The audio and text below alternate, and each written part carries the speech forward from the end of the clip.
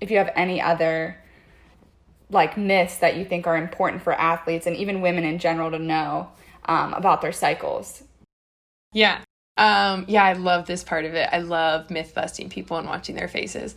So I think the first one, the most common one that comes in mind is probably cycle synchrony. So, people think that if they live in close quarters with other women, that the pheromones are going to create them to sync up in their cycle. And that's not true. So there was one research study that came out in 1971, I believe, and they showed that women in, I think it was maybe 300 women in a university that they synced up, but they didn't control for the chance part of that. So like there was no control for like the variability essentially of it.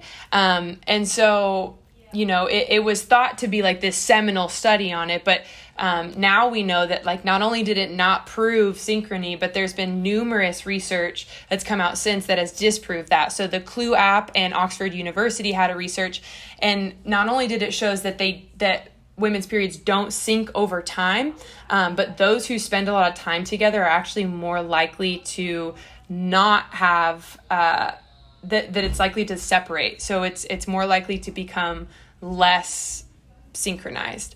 And so that's one too, where, so I get so many coaches that are like, well, the team, if they're all together, then they're going to sync up and it might make programming easier. I'm like, don't bet on it, and you might have like some teammates that go to Planned Parenthood together to get birth control together or something like that. And so it seems like they're synced up, but now we know that, measuring birth control, an athlete that's on the pill is not a period. So that's really not a cycle. What's another one? Oh, this is one of my favorite ones. So, whenever a woman has like an emotional reaction and a man will say, are you on your period? And, like it's one of those things that's like become this big joke in society of like, never ask a woman if she's on her period.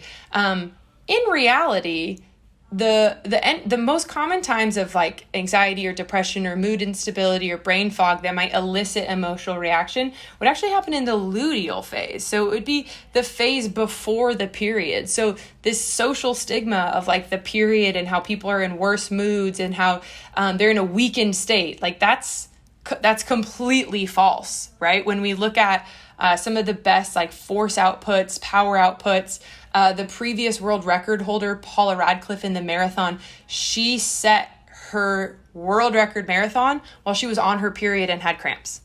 So, this myth that when a woman is on her period, she's in a weakened state and diminished performance, that's completely false. That's when we're primed for some of our best performances.